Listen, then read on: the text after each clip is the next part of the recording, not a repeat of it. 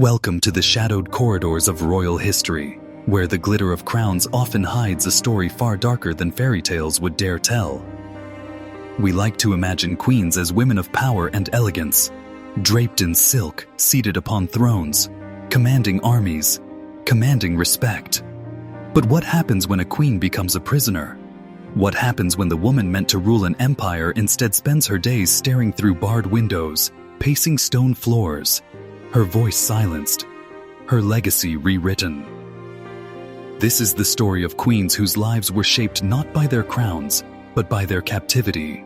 And at the very center of it all is Joanna of Castile, known to history by the cruel name Juana la Loca, or Joanna the Mad, a queen who spent 30 years locked away in a tower, forgotten by the very kingdom she was meant to rule.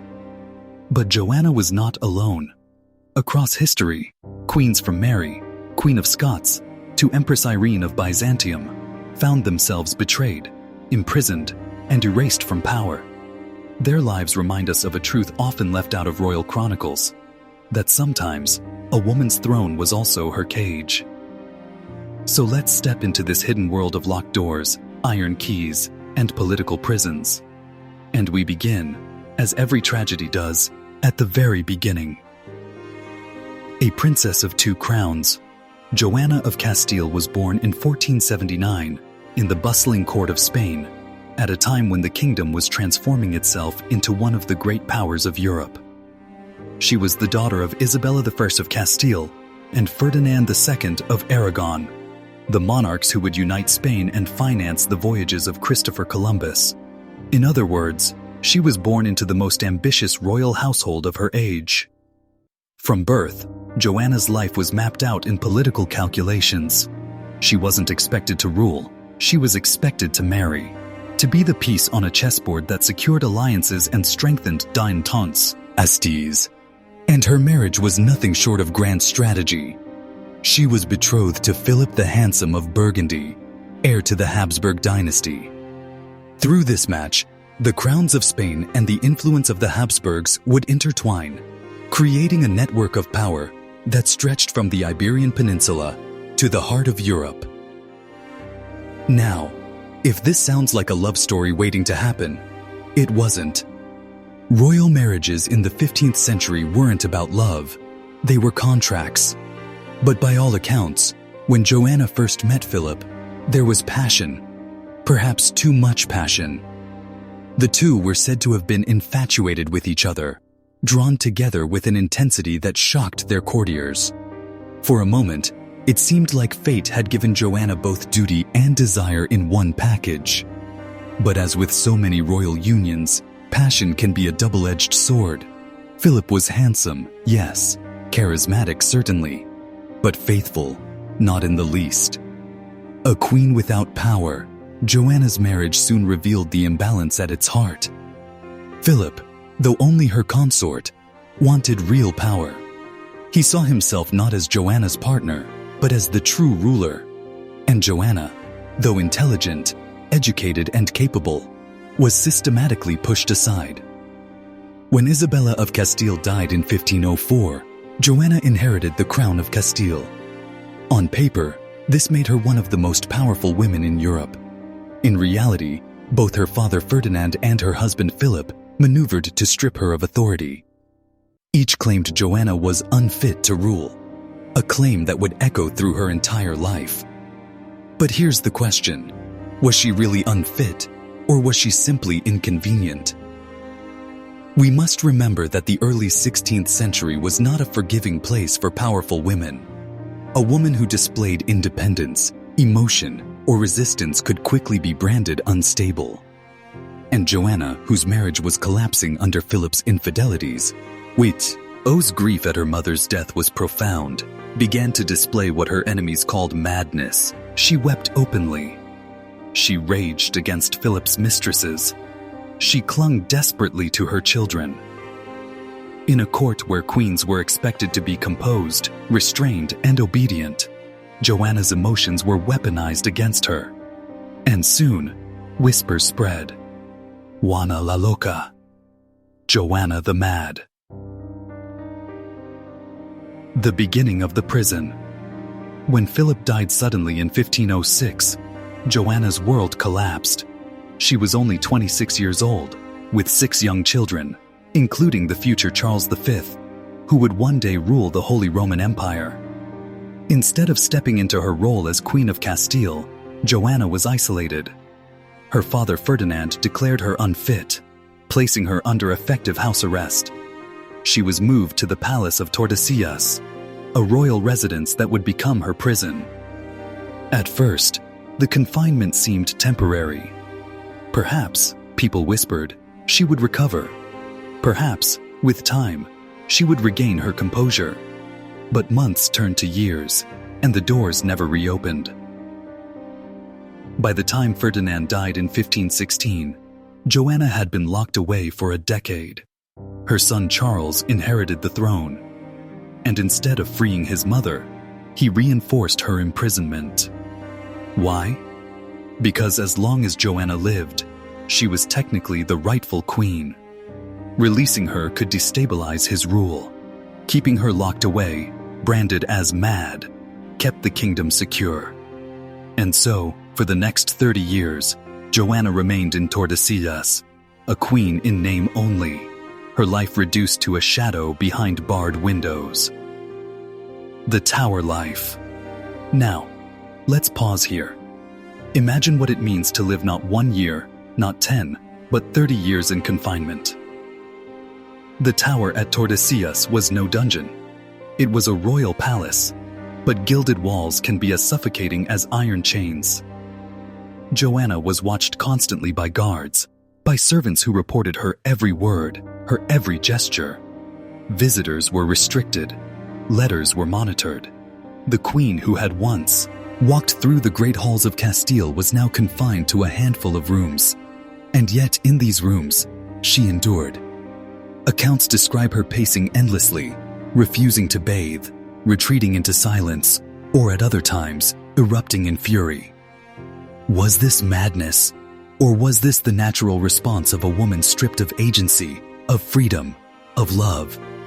For 30 years, the world outside moved on. Empires rose, wars raged, explorers circled the globe, and inside Tordesillas, Joanna sat at her window, watching the seasons change, year after year, until the seasons no longer mattered. Why imprison a queen? At this point, you might be wondering, why was Joanna locked away so long? Was she truly unstable, or was madness a convenient excuse? The truth likely lies somewhere between. Joanna may have suffered from depression, grief, or what we would now call mental illness. But her imprisonment was not about her mind. It was about power. Her father wanted to rule. Her husband wanted to rule. Her son wanted to rule. And each found it useful to keep Joanna locked away, silenced, declared unfit. In other words, her prison was not built of stone. It was built of politics. But Joanna's story is not unique. History has other queens whose crowns became cages. Take Mary, Queen of Scots, for example. In the 16th century, Mary was forced to abdicate her throne and fled to England, seeking protection from her cousin, Elizabeth I. Instead, she was imprisoned, not for months, not for years, but for 19 long years. She lived in castles that were beautiful prisons, under constant guard, her letters intercepted, her every move controlled. Like Joanna, Mary's very existence was a threat to another monarch's power. Or consider Empress Irene of Byzantium, who ruled in her own right in the 8th century. Irene was a powerful, ruthless ruler, but eventually, she was overthrown by her enemies. Her fate: she was banished to an island, her palace stripped away, her glory reduced to confinement. She was not called mad, nor was she executed. But she was banished, separated from her daughter Mary, forced to live out her last years in relative isolation. Her prison was less a tower than exile, yet the effect was the same. A queen reduced from power to shadow, remembered more as obstacle than as monarch. Empress Irene, a fall from the throne, and then, far to the east, centuries earlier, Empress Irene of Byzantium. She ruled not as consort but as sovereign, the first woman in history to call herself emperor. But power in Byzantium was a dangerous prize. Irene's enemies eventually overthrew her, exiling her to the island of Lesbos. From the grandeur of Constantinople's throne room, she was reduced to a life of quiet isolation, stripped of wealth and influence, dying far from the empire she once commanded. Her prison was different in scale, but the story was familiar. When a queen became inconvenient, the walls closed and, why the tower? So what ties these women together? In every case, imprisonment was not about madness or crime. It was about control. A queen could not simply be ignored. She had bloodlines, supporters, claims. And as long as she lived, she could inspire rebellion. So rulers found a solution: keep her alive, but keep her hidden, not executed, not free, but locked in a strange limbo. Alive enough to be contained, powerless enough to be forgotten. Joanna's final days. Joanna of Castile remained in Tordesillas until her death in 1555. She was 75 years old. Think about that. She had spent 4 decades in confinement, 30 of them under her son's reign. She had lived long enough to see Spain's empire expand across oceans, to hear of her grandson Philip II rising in power, and yet she never again set foot outside her prison. When she died, she was buried quietly, remembered less as a queen and more as a cautionary tale. Juana la Loca. But was she truly mad? Or was she simply silenced by the men who ruled through her? The tower as a pattern. Joanna's story is not just about one queen in one tower. It is about a pattern repeated across history: queens who were too powerful, too beloved, too threatening, too inconvenient, were not killed outright but hidden, locked away, declared unfit. It is a story that reminds us that power is not just won on battlefields or at coronations.